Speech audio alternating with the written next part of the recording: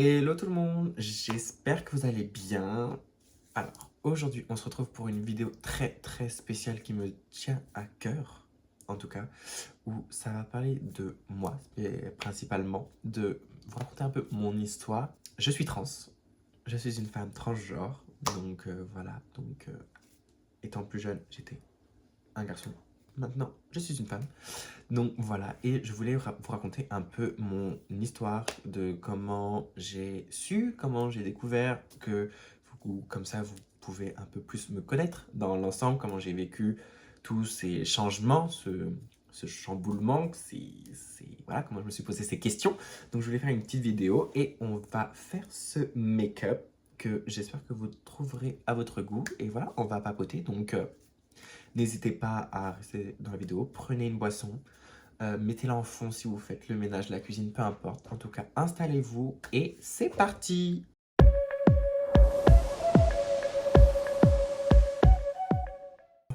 On va commencer. Je sais même pas par où commencer.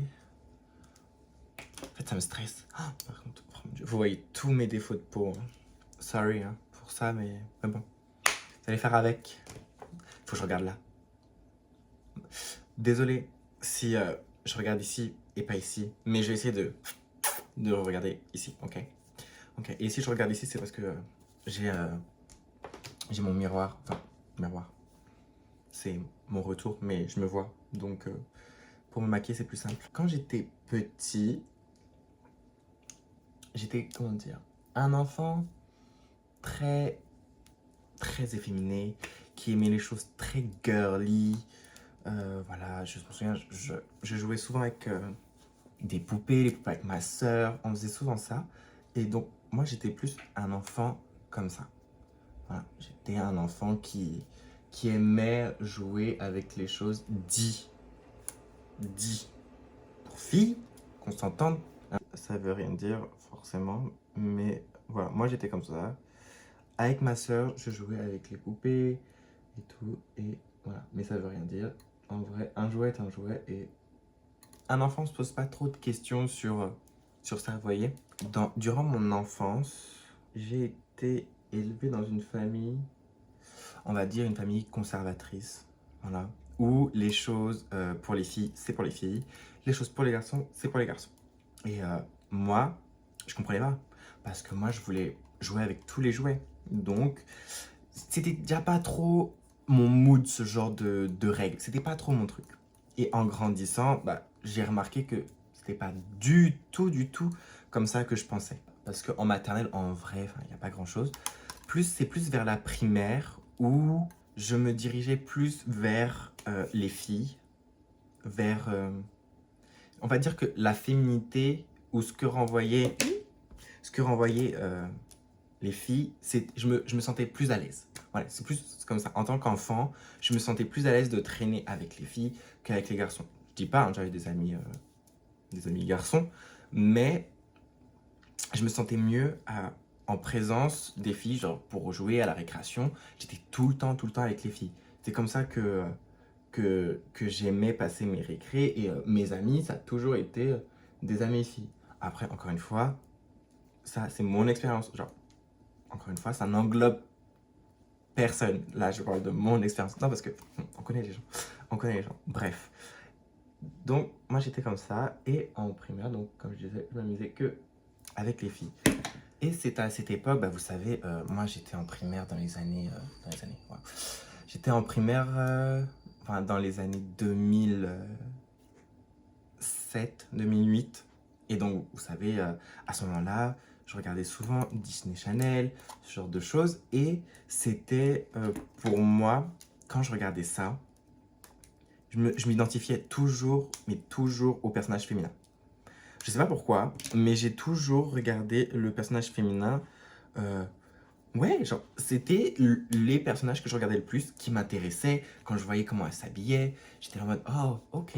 Enfin, j'avais cet attrait où la femme en elle-même, c'est quelque chose que, pardon, c'est quelque chose que je comprenais. Enfin, il y avait quelque chose qui m'attirait. Je sais pas si vous voyez.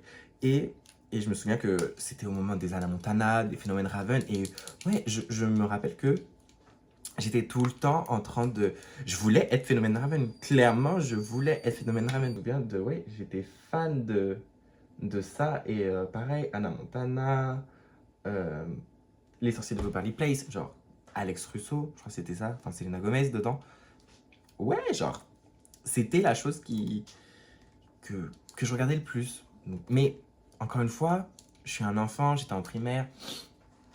Pour moi, c'était pas dire bizarre, mais pour moi, ça me dérangeait pas. C'est pas, je me posais pas la question de voilà. Je sais que j'étais un enfant qui aimait plus les choses de filles, parce que voilà, on me le faisait pas, on me le rappelait. Tu joues avec des trucs de filles, tu te comportes comme une fille, mais pas ta main comme ça. Nanana. Donc, pour moi, je me suis dit, bah voilà, j'aime les trucs de filles. Voilà, tant pis. Je suis pas très foot, je suis pas très j'allais dire casse-cou, si je l'étais, mais je suis pas très comme, je sais pas comment en fait, comment ils se comportaient les garçons en fait à l'époque, parce que c'était pas trop dans mon délire les Action Man, les cartes Yu-Gi-Oh, les Pokémon, j'étais pas dedans. Voilà, j'étais à la dinette, à la poupée, j'étais, ouais, voilà, moi j'étais plus comme ça, voilà. Sourcils, pas fini, mais voilà, c'est construit. Bref, je disais que moi, je me souviens, en primaire, je me souviens les mercredis après-midi parce que... non, les mercredis, on n'avait pas cours en primaire. On n'avait pas cours en primaire et je me souviens que, oui, vu que j'étais seule à la maison, je me souviens, je prenais ma couverture et j'en faisais comme une robe que je mettais autour de moi. Et je me souviens, je défilais, je me sentais comme une mannequin, je sais pas, je me sentais un peu comme la princesse parce que il y a aussi ce truc-là de personnage que je m'identifiais plus, c'était Peach avec Mario. Genre tout le monde connaît Peach, enfin bref. Et genre c'était mon personnage, genre personne prenait ce personnage, genre c'était moi la princesse. Je prenais tout le temps ce personnage. Donc je me souviens que, ouais, les mercredis après-midi, je faisais ça, genre je mettais ma petite couverture. Et genre je me baladais chez moi comme ça en mode princesse, en mode Miss France, mannequin et tout. Et c'était mon truc à moi dans ma safe zone. Ouais, je faisais ça genre, bien sûr, à l'abri des regards parce que forcément, bah, voilà, tu es un garçon, tu ne dois pas faire ça. Donc voilà, je faisais ça de mon côté et ouais, je kiffais ma vie mercredi après-midi, j'aimais trop et ouais, je me sentais, je dirais pas féminine parce que bah ouais, j'avais quoi, 9 ans, 8 ans, mais j'aimais me sentir féminine. Je sais pas si vous voyez ce que je veux dire. Donc ouais, ça a été ce petit truc là entre moi et moi. Puis après ça vient le moment du collège. Le collège, ah, le collège, en tout cas. Je sais pas pour vous, mais en tout cas, moi, le collège, ça a été une période de ma vie où, si je pouvais l'oublier, j'aimerais l'oublier. Le collège, pour moi, a été un moment très, mais très, très difficile parce que bah, j'ai été harcelé, euh, il y a eu beaucoup de choses. C'est à ce moment-là où le collège, où généralement tout le monde se cherche. C'est à ce moment-là où les filles se cherchent, les garçons se cherchent, les... Ouais, tout le monde se cherche et bah, ça a été hyper compliqué d'accepter certaines choses. Puis en même temps, bah, j'étais pas la personne là, qui avait la plus confiance en soi. Je sais pas si c'était français, mais voilà. Donc ouais, le collège ça a été très très difficile. Donc ouais, il y a eu les moqueries, les harcèlements. Donc en plus, se découvrir, se chercher, c'est compliqué à dire, se chercher. Ouais, ça a été une période très très compliquée parce que bah, c'est à ce moment-là où je me suis dit, je regarde pas, je regarde pas les garçons comme je regarde, enfin, je regarde pas les garçons comme je regarde une fille. Et ça a été un moment d'incompréhension. Je me souviendrai, ça a été un moment d'incompréhension en mode, pourquoi? Pourquoi quand je regarde un garçon, je suis en mode, j'aimerais bien qu'on se tienne la main, j'aimerais bien qu'on fasse ça, j'aimerais bien qu'on fasse ci. Et quand je regarde une fille, je suis en mode, oh girl, you're beautiful, girl, my bestie. Enfin, je suis plus comme ça, tu vois. Et je comprenais pas. Je comprenais pas parce que, bah, à cette époque, on se doute bien que tout ce qui est LGBT, tout ce qui est gay, lesbienne, Moi, pas connaître. Moi, pas connaître. Ça fait pas partie de mon vocabulaire, ça fait pas partie de ma vie. Enfin, je sais que il y a... En fait, je sais qu'il y a tout ce qui est gay, bi, tout ça parce que, bah, vous savez, dans les familles, des fois, les petits propos youp, youp, regardez, ça c'est un macomen, ça c'est un gay, surtout aux Antilles, oh my god, ça c'est un macomen, ça nanana. Donc, j'entendais tous ces trucs-là forcément, mais pour moi, c'est pas quelque chose que je connais.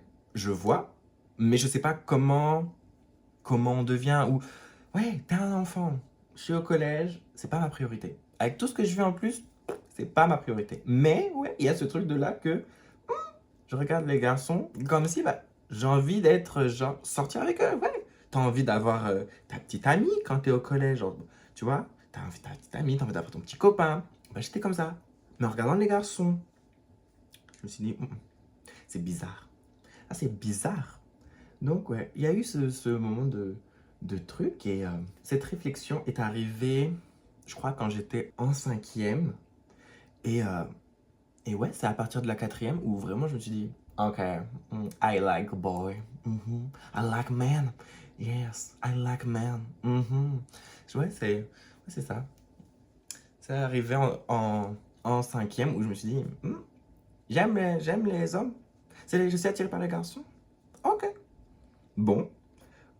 Est-ce qu'on assume forcément? Non, on n'assume pas.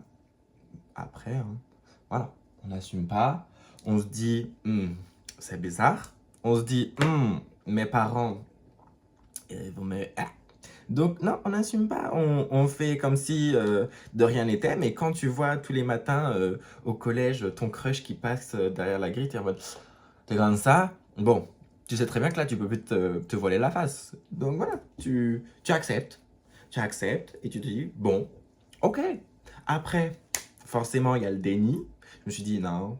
Donc, j'ai essayé de voir si les horizons s'ouvrent avec des filles, tu vois. Et tout, ça s'est jamais ouvert. Ça s'est jamais ouvert. Ne vous posez pas la question, rien ne s'est ouvert du tout. Je n'ai rien ressenti. Genre, non, quand je voyais une fille, c'était genre, en mode, c'est ma pote. C'est ma pote. Ça veut pas être ma petite amie, ce genre de choses, tu vois. C'est ma pote. Donc, voilà. Je me suis fait à l'idée. Puis, arrive la troisième. Donc, ouais, la troisième, ça a été un moment de ma vie où j'étais plus du tout au collège. Je suis parti dans une école. Non, je suis parti au lycée, dans une classe spécialisée. Avant, ça s'appelait prépa pro, si je dis pas de bêtises. Ouais. Parce que j'étais un enfant avec beaucoup de difficultés. Je les ai toujours, mes difficultés, hein. Si vous savez tout ce que j'ai tout, vraiment j'ai tout. Bref. Donc je suis parti dans cette classe et attendez-moi, je sais même pas ce que je fais. Je suis parti dans cette classe et je me suis dit, tu gardes le secret, genre depuis la cinquième, t'es en troisième, t'as changé d'école, tu te sens mieux parce que il y a plus les gens qui t'embêtaient, ouais, tu te sens mieux, t'es enfin, ouais, t'es enfin en accord avec ce que je ressentais. Oui. J'étais en accord avec mes émotions, ce que je ressentais, que ouais, ok, c'est bon, t'aimes les hommes, voilà, t'es gay. J'étais en accord avec ça et je me suis dit, bah c'est la troisième, genre, j'ai jamais eu de petit copain, je me suis dit, j'aimerais bien, je voyais les gens se mettre en couple et tout, et puis moi, j'étais là, la petite chose fragile comme ça, pas très très belle à l'époque, j'étais là, ah, il faut faire quelque chose un peu, il faut faire quelque chose. Et je me suis dit, ok, c'est le moment de le dire à mes parents. C'est le moment de le dire, et parce qu'à ce moment-là, j'avais fait des recherches et j'avais vu les termes coming out, j'avais vu tout ça et tout. Et je me suis dit, c'est le moment de le faire à mes parents. Donc, un soir, je me souviens, je sais plus, on partait avec mon père et ma soeur dans la voiture. Je leur dis. Je leur dis. Ah là là là là là là. Si je savais même. En vrai, je crois que j'ai toujours été au culot. J'ai toujours été au culot de leur dire les choses fraîchement, bam, sans dentelle, sans jeu de mots, sans... J'ai dit, je pose ça sur la table, tu prends l'information, tu fais ce que tu veux. Ouais, donc, ouais, je l'ai dit, je l'ai fait en 2015. Parce qu'en 2015, j'étais en troisième. Donc, ouais, je l'ai fait en 2015 et je l'ai dit et c'est pas passé, hein. Ah là là là là, c'est pas passé du tout. Je m'attendais. En vrai, je m'attendais à rien, mais pas à ça.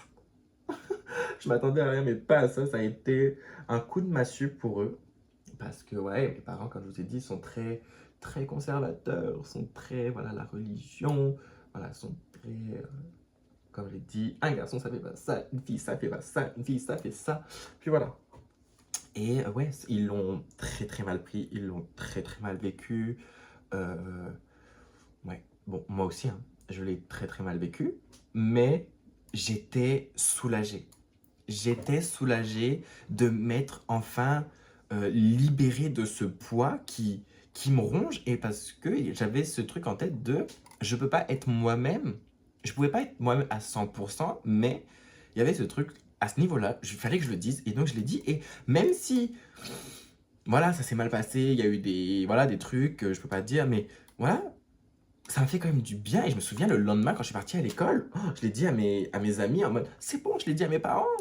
Et j'étais, ouais, à l'époque, je me souviens que ça m'a fait un bien fou et que j'étais, ouais, super, super, super content de pouvoir leur dire et tout, même si eux, la pilule s'était bloquée ici, moi, c'était pas mon souci, vraiment, ce n'était pas mon souci. Puis voilà quoi, ça a été ce moment-là où maintenant ils savaient et maintenant je pouvais, comment dire, pas être moi-même parce que j'ai jamais été moi-même, mais au moins ils avaient la formation. Ils savaient à quoi s'attendre, on va dire, dans le futur. Maintenant, on passe au lycée. Le lycée, ça a été ma meilleure période ever. Meilleure période, vraiment. Le lycée, c'est là où j'ai eu mes meilleurs fous rires. C'est là où j'ai rencontré mes amis qui sont devenus ma famille. Ouais, c'est là où j'ai rencontré mes deux meilleurs amis. Même si, bon, il y en a une que je connaissais avant, mais on s'est encore plus rapprochés. Euh, c'est là où j'ai encore plus eu la chance de me découvrir. J'avais plus l'opportunité d'être indépendante. C'est là où j'avais vraiment ouais, la sensation de ouais, je grandis et et ouais, je grandis, on me donne plus l'opportunité de sortir, on me donne plus l'opportunité de...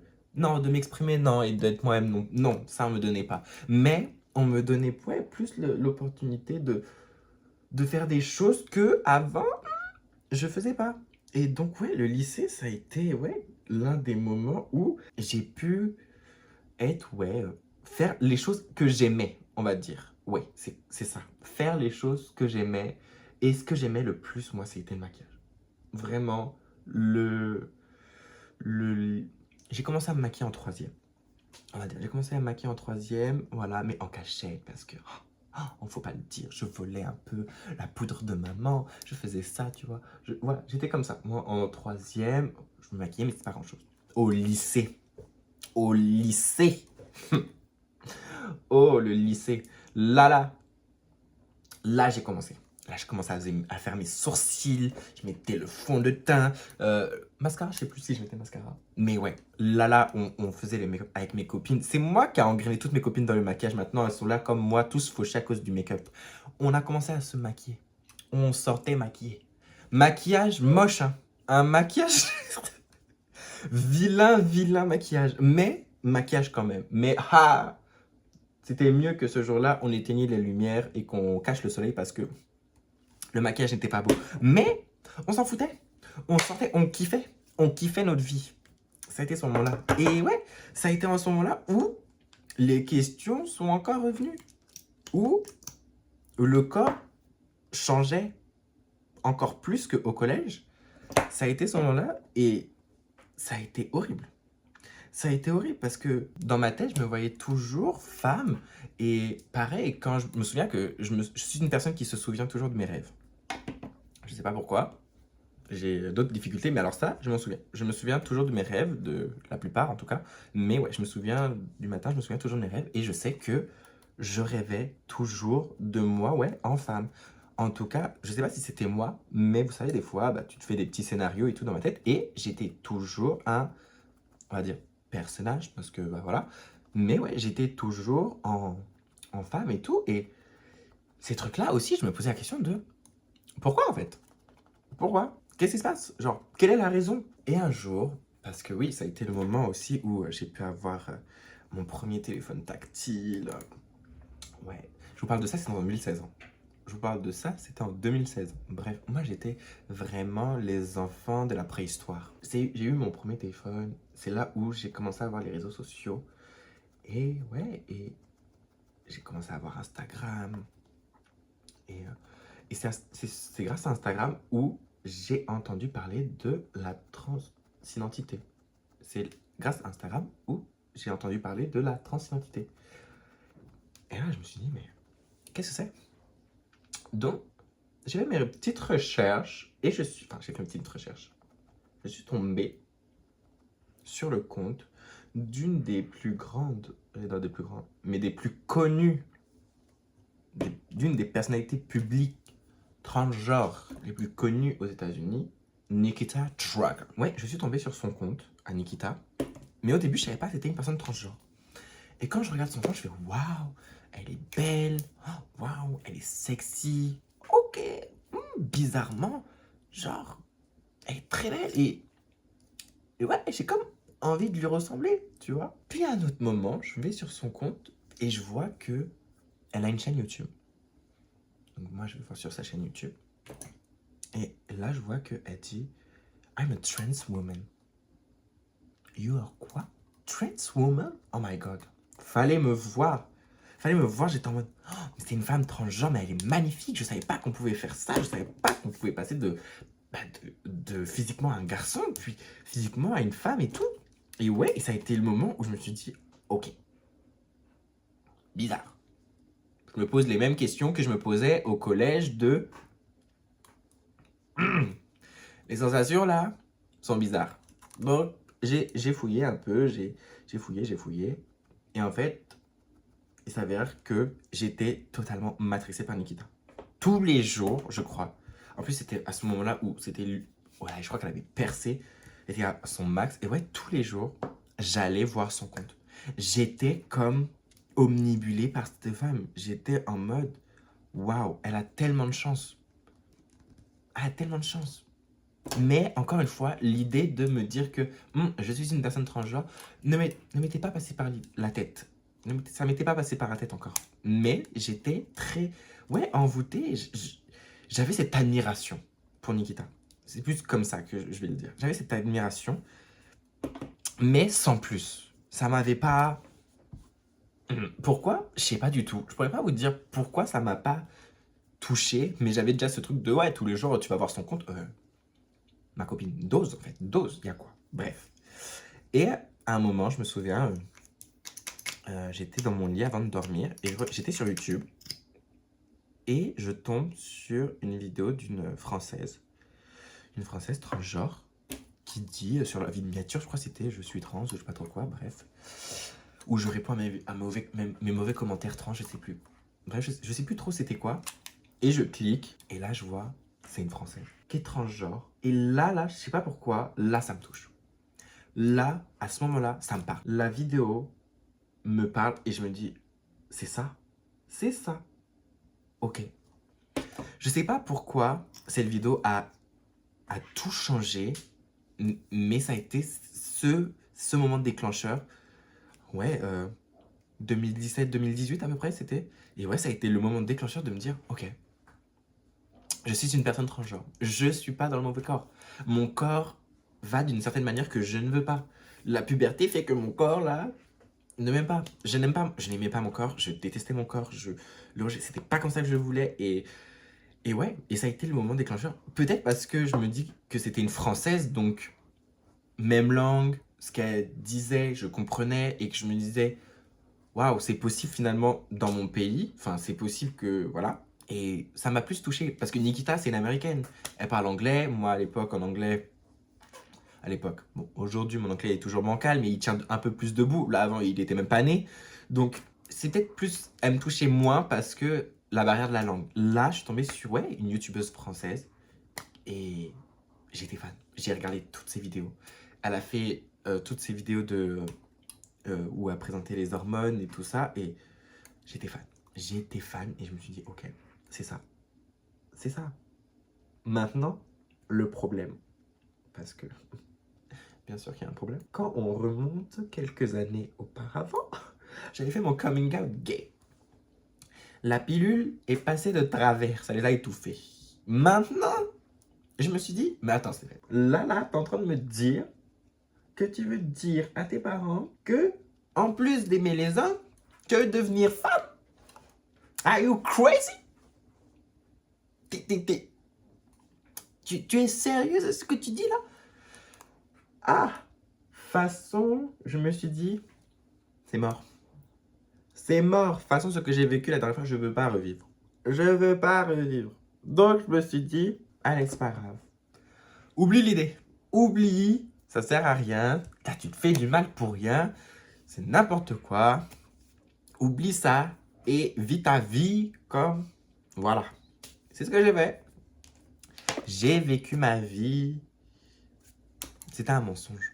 Vraiment, c'était un mensonge. J'ai vécu ma vie comme si de rien n'était. Alors que j'étais frustré. Une frustration, vraiment, je pouvais pas être moi-même. Le mot, c'est ça, je pouvais pas être moi-même. Une frustration vraiment énorme qui me prenait. Je pouvais pas être moi-même parce que je savais, j'avais toujours cette idée dans ma tête que, mais c'est ça que je veux. C'est ça que je veux. Mais je me suis dit, oublie. J'ai continué ma vie, j'ai continué les études, avec toujours cette idée derrière la tête, mais au bout d'un moment, je me suis dit, oublie donc. L'idée m'est passée. L'idée m'est passée, mais il y avait toujours ce petit sentiment de que j'étais pas complète. Donc l'idée m'est passée, et puis voilà. Je continue mes études, j'ai trouvé un boulot pour payer certaines choses, pour payer le permis. Donc j'avais plus trop le temps de penser à ça. J'étais vraiment dans boulot, boulot, boulot, boulot. Et cette idée, voilà, je l'avais oubliée. J'ai mis de côté, et puis c'est tout. Mais en fait, arrivé à un stade au boulot où ouais, j'avais cette frustration de je peux pas être moi-même. J'ai envie d'être comme ça, mais je peux pas être moi-même. Maintenant, vu que tu sais ce que tu veux, tu sais comment tu veux être et comment tu veux être perçu. Je me suis menti à moi-même de oublier cette histoire, mais au final, bah, même si j'y pensais pas de faire ma transition, j'avais ce truc de je me sens pas bien dans mon corps. J'aime pas la façon comment je m'habille, parce que ces vêtements-là, c'est pas comme ça. Euh, quand, quand je regardais le corps d'une femme ou quand je regardais une femme, j'avais cette sensation de j'ai envie d'être comme elle. Genre, j'avais ce truc, ouais, pas fini, pas complété. Et à un moment, je me suis dit, tu sais quoi? C'est en 2022. Tu sais quoi? Vas-y, fais-le. Vas-y, fais-le. T'es une grande personne. T'es une grande personne. Fais-le. Parce que tu vas avoir des regrets. Donc, fais-le. Et c'est à ce moment-là où j'en parle à mes amis. Dites-vous, j'en avais jamais parlé. J'en avais jamais parlé parce que, bah ouais, c'est un sujet compliqué. Déjà, que t'en parles avec toi-même, c'est compliqué. Alors, parler avec les autres, c'est encore pire. Et mes amis me disent, go, fais. Donc, j'étais là, oh, je me souviens, j'étais tellement contente de... Je me suis dit, ouais, ok, c'est bon, je vais le faire. Nanani, nanana. J'en parle à ma soeur, j'en parle à ma cousine. Elles me soutiennent, elles me disent ok, pas de souci, yana.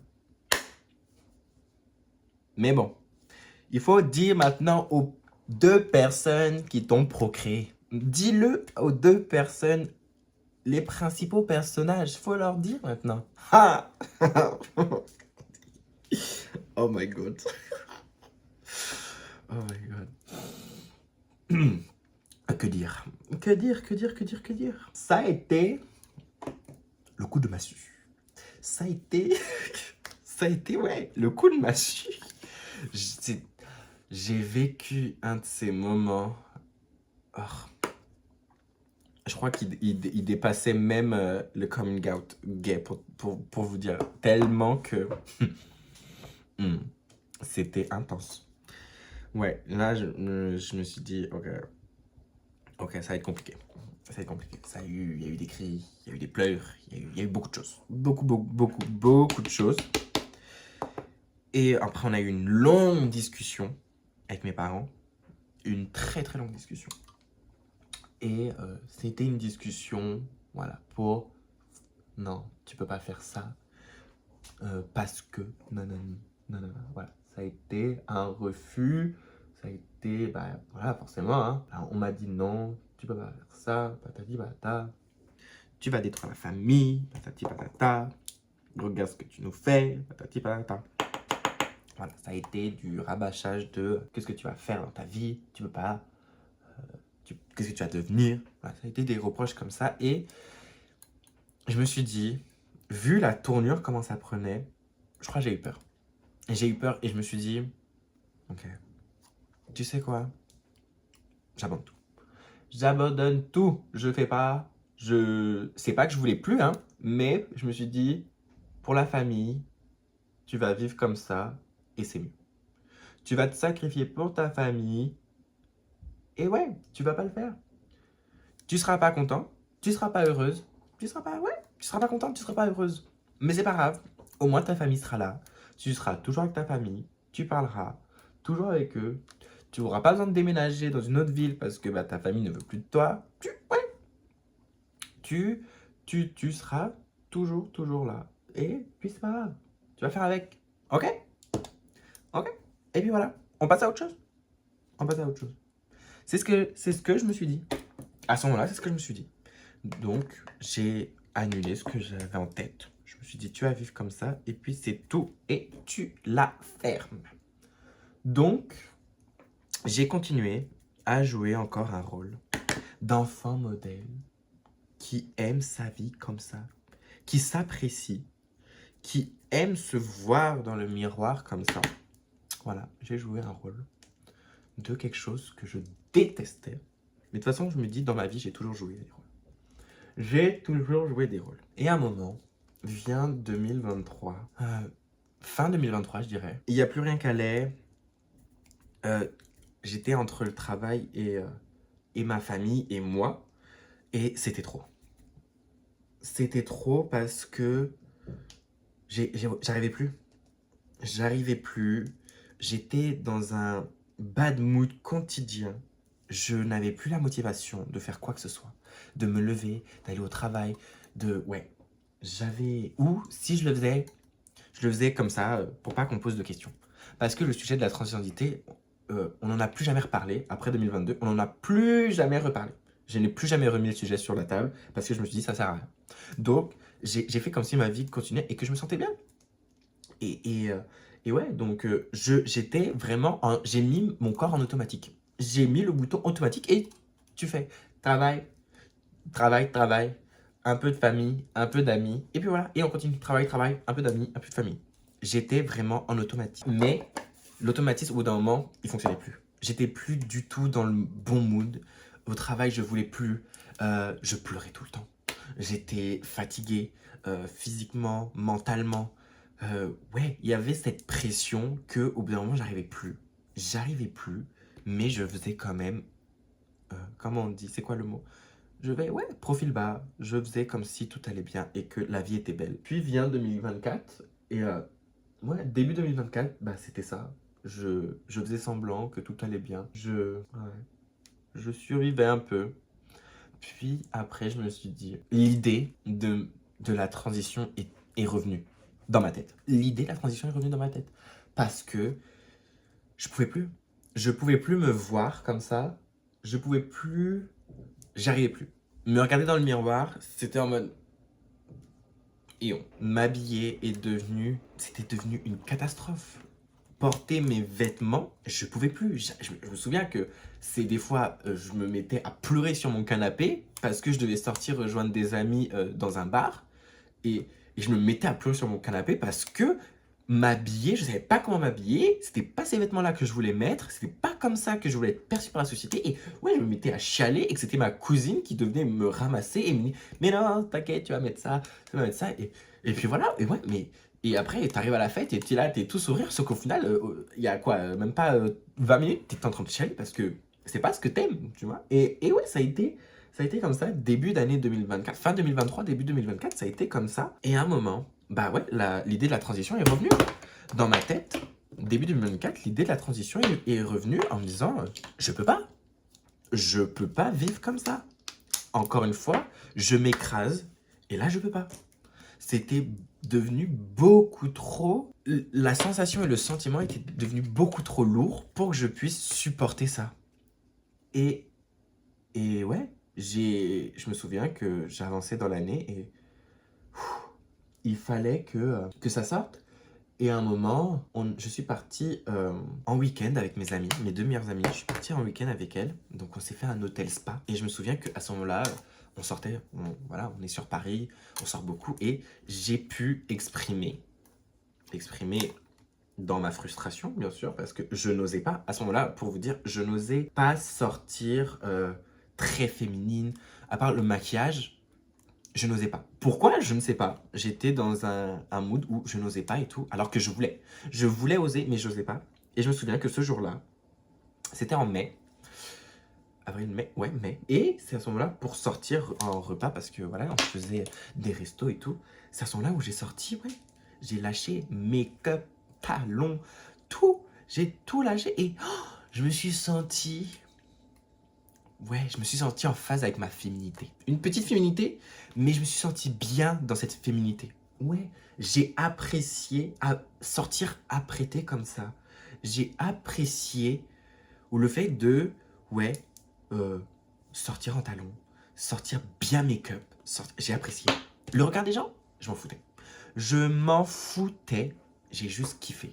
J'ai kiffé ma vie. Et c'est là où c'est revenu sur le tapis en mode, je peux pas vivre comme ça. C'est là où c'est revenu, où je vais la faire. Cette transition, je vais la faire. Et on est arrivé puis en juillet, parce que ça a été encore, avant juillet, ça a été encore des moments de réflexion de comment je vais amener ça encore sur la table. Comment je vais l'annoncer à mes parents. Je sais comment mes parents vont réagir, je sais ce qui va se passer, qu'est-ce que je fais. J'ai commencé à faire un business plan de, il va se passer ça, ça, ça, comment tu vas rebondir sur ça, ça, ça. Donc, je me suis posé cette question de, ok, il faudra que tu déménages, il faudra que tu fasses ça, il faudra que tu fasses ci.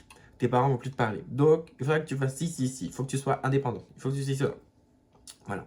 Je me suis fait un truc dans ma tête de, il faut que je sois comme ça, comme ça, comme ça. J'en ai parlé à ma sœur. Attendez, je mets le spray.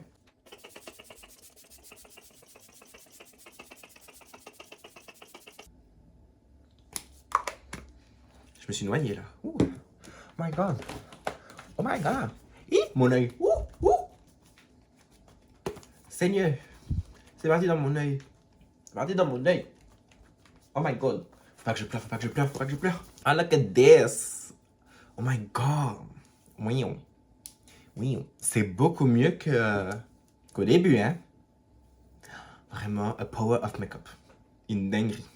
Une dinguerie. Look at this glow. Okay. On fait pas trop attention ici.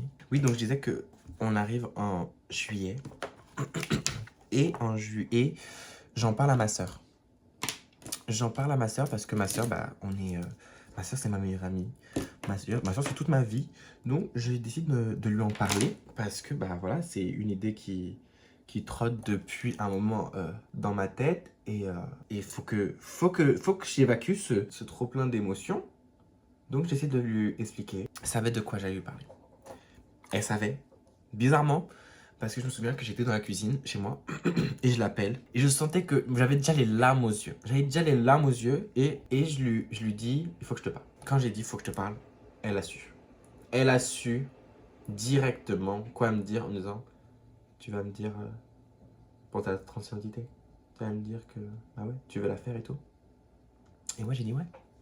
Ouais, je veux la faire parce que je peux plus. Je suis arrivé à un moment où la pression de mon taf et la pression mentale sur ça, ça faisait beaucoup trop. Et je me suis dit, là, je suis comme une cocotte minute et ça va exploser. Et je veux pas que ça explose, justement. Donc, je lui ai dit, ouais, faut que je la fasse. Je peux plus. Je peux plus vivre comme ça.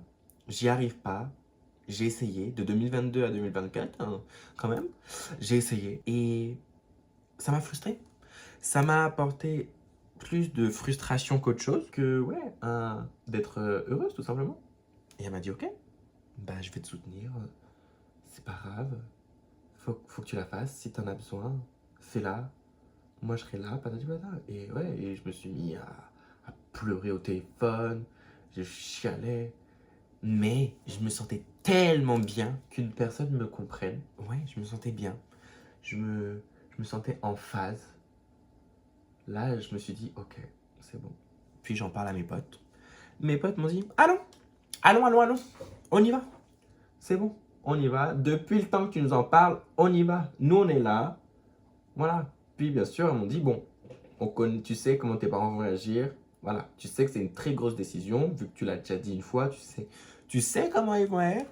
Donc, tu sais à quoi t'attendre. Donc, mais allons, fais, et puis voilà. Au bout d'un moment, voilà, mon ami me disait, tu peux pas vivre totalement pour toujours pour tes parents. Au bout d'un moment, tu es une grande personne, il faut que tu prennes tes décisions et ce que tu veux faire. Bien sûr, des décisions réfléchies, mais cette décision, je l'ai réfléchie depuis 2017.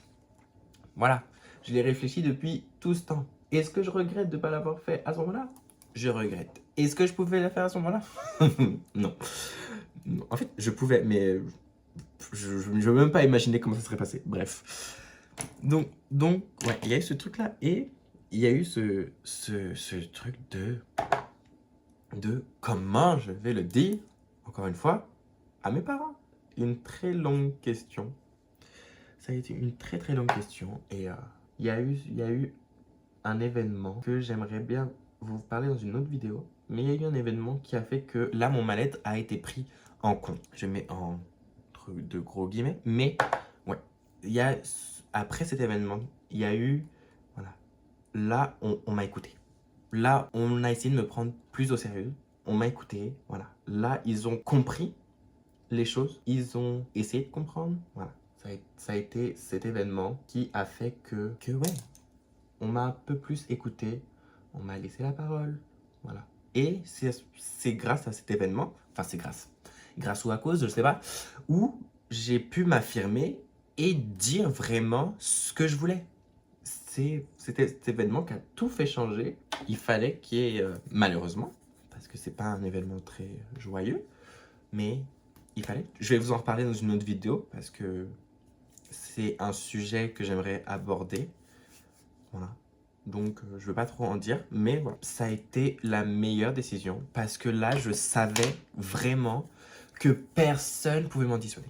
Personne. J'étais sûr, et je suis toujours, forcément, mais là, j'étais, voilà. J'ai dit, vous acceptez ou vous acceptez pas. C'est tout. Personne ne pouvait me changer de point de vue, d'avis.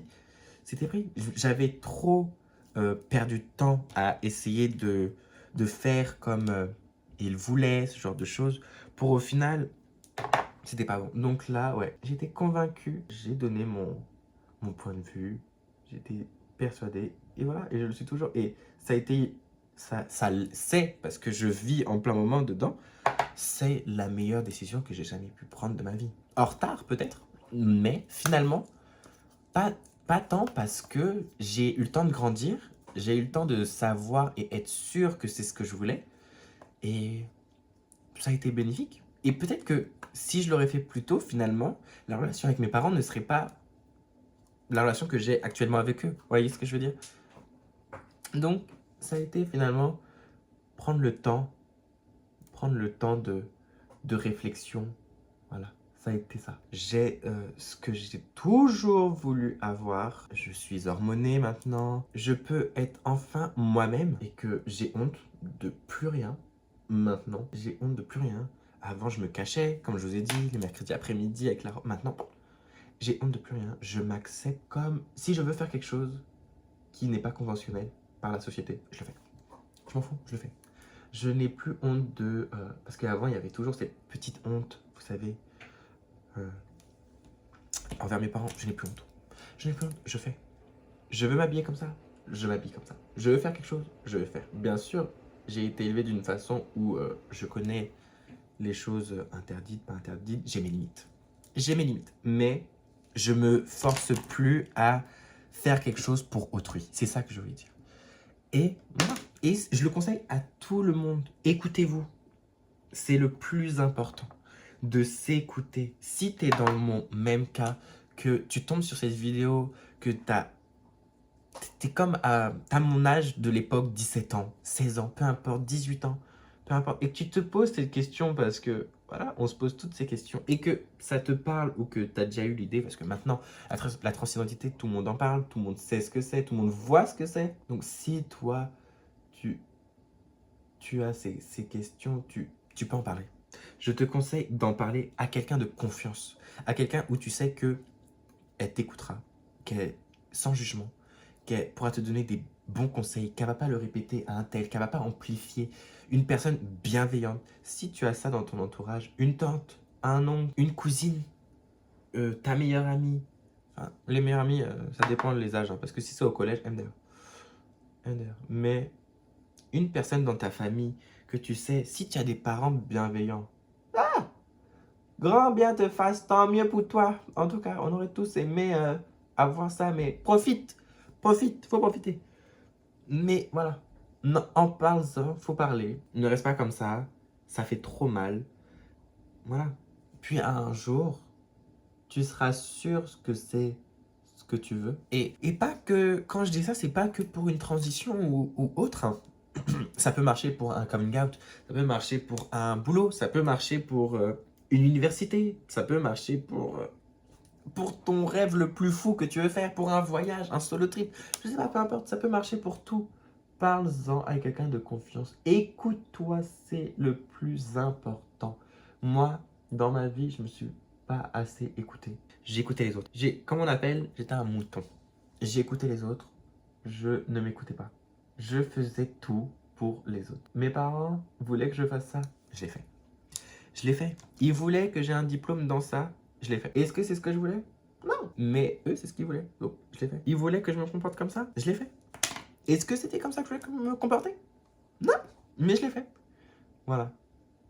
Est-ce que c'est des regrets? Je sais pas. En tout cas, il y a des associations, il y a des gens sur qui vous pouvez parler, c'est vrai. Ça, c'est vrai. Il y a plein d'assos que tu peux aller poser tes questions. Tu peux aller leur demander. Moi, perso, c'est pas ce que j'ai fait, mais voilà. Mais t'es pas obligé de... Tu peux demander à des associations comme conseil. Je finis le make-up et on se retrouve après. À toutes. Et voilà, le final look du make-up. Dites-moi ce que vous en avez pensé. Bref, bon, sinon, c'est la fin de cette vidéo. J'espère qu'elle vous aura plu. J'espère que vous en aurez appris un peu plus sur moi. J'espère qu'on va pouvoir grandir ensemble, avoir une bonne communauté.